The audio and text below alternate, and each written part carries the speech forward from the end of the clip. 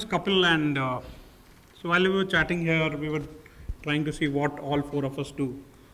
And one of the things I think was a conversation was they all are building mobile apps, and how do you really engage and reward your users who come and use your apps, right? So we believe we are the Santa Claus on your phone. We reward people for using apps and playing games, and make it a very engaging experience for brands to engage with you while you are playing games and using the apps that you use. So this is what PingOO does. We work with mobile games and app publishers to bring brands in and reward these consumers at the moment of joy in the game experience. So let's say you're playing a IPL game or Chennai Express game. You hit a high score, you hit a level up. We bring in a brand to reward you for your in-game achievement or your in-app achievement, right? And all this is done serendipitously. We don't take the user out of the game that he was playing for. We don't take the user to a Play Store to download an app. So everything happens within the gameplay, and the publisher decides where does he really reward the consumer. And this is essentially the three promises we make to a publisher. Increase the life of an acquired user, because app discovery already is a big challenge. So you acquire 100,000 users, 50,000 uninstall the app next day. End of the month, active users are very, very minimal. So how do you really engage the same user, make it more meaningful rather than throw annoying ads at him? So what can rewards be? Today, the way rewards exist in our network is free samples, free products, a buy one, get one, special offers from online or offline retailers. So we work with your favorite recharge company, your favorite burger chain, and your favorite coffee shops to ensure you keep going back there and get rewarded for playing the games that you already play, right? And then the intent is also to build PingOO points as a rewards currency across games and apps. Think of it as credit card points, but earned across games and apps sponsored by brands. This is how it works. We exist as an SDK which game publishers or app owners integrate into their game. There is a high score, a level up moment, or beating a friend kind of a moment that happens. On non-gaming apps, it's typically reviewing an article, sharing with friends, anything positive, organic that is important to you as a game publisher, you can reward it with PingOO, right? So we reward you with freebies today, or free samples, cashback offers from various brands. The intent is also to, as I said, you could get loyalty points for coming back to apps and using them, and get more points when you engage with branded content in your stay within the app. This is something we do once in the lifetime of a user across the network, asks his demographic details in terms of the age, gender, and relationship status that he has, which we use to refine the brand experience and rather than annoying him with stuff that he doesn't like.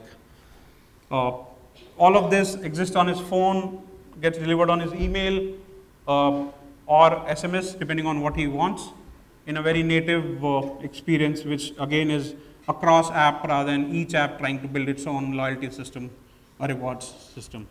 I think the big opportunity we are trying to chase is, so mobile advertising today, I don't think we believe has the form factor that's required by big brands to engage consumers, because those brands focus more on brand salience and engagement. If you talk to Cokes and Pepsi, I think that's what they are looking for at the moment of joy of the consumer, and not really a banner thrown in your face when you really come to play a game, but you take me to Play Store to download another one. And India being the market that it is, we believe credit card, debit card payments are further away. Operator billing will take its own time and shape. There is an opportunity to build a brand-sponsored alternate currency for rewarding consumers, which could also be the in-app, in-game payment currency. We started this company a year back, now starting to integrate and already integrated with a few games on Play Store, work with a few brands, the ones that I mentioned. We started our careers together at CDAC. I'm the fat guy there. And so Pradeep and I started our careers together at CDAC, and we've spent times in digital and mobile in different shapes and forms, as you would see. And today a team of around 4.5, depending on whether you want to call me 1.5 or somebody who's part-time right now. And I think that's where we are. It's an interesting journey that has been there so far, and that's what our promise to any publisher, any app owner today is. We take your happy users, drive their engagement, drive better word of mouth, resulting in a better retention, resulting in more dollars. Yeah, so that's, I think, a brief presentation. Thank you. One question, does it start looking like a loyalty program and loyalty points after some time for a user who's got PingOO points? I think, so loyalty, engagement and rewards are interconnected spaces, right? And so yes, it is a loyalty product platform for apps to use, where you came back to my app, here are 2 points that you get, but here are 30 more points if you engage with this video from Pepsi, right? And you collect them across games and apps, because no app, no game can have your media attention for so long to be able to make it a fulfilling loyalty program. And they get collected on your device across all games and apps, and there's a store where you redeem all of them. And then the same challenges of, where can you redeem, what is the redemption rate? So we run the entire store. So today, let's say we run campaigns where there are free ice creams being given to drive footfalls into a burger chain, or free cashback being given to go and recharge your phone on a particular retailer.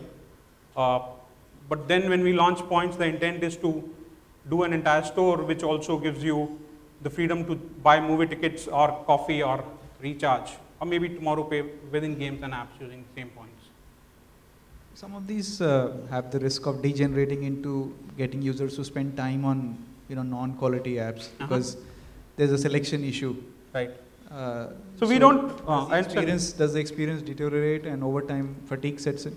So what we have done is we define caps and thresholds within each app and within each game, session per day across apps, because the moment we are rolling out points, it's almost currency, right? So abuse and fatigue are both problems that we need to solve. So we define those caps at an app level, at a user level, at a day level, where this is the max that you can do. And we don't say download this app because this gives you something, but we're essentially saying these are apps that you use, let's make you love them more by rewarding you. I think there's a precedent for this kind of stuff in other markets, yes. Either JumpTap or one of these other guys, I would think think TapJoy. SessionM is more closer to what we're trying to do. Keep is another one. Okay, so I think the question really is, as a lot of this inventory, becomes widely available, as a publisher, I'm looking for the best return on that impression / video pre-roll, whatever it might be. How do you see yourself competing in that context, because you're going to have to start to bid on this inventory? Yes. Do you feel like you can be competitive, with other forms of advertising? See, what happens with the publisher is today he does certain standard form of advertising, whether it's pre-roll, post-roll, interstitial. Yeah. We're not limited to a certain spot.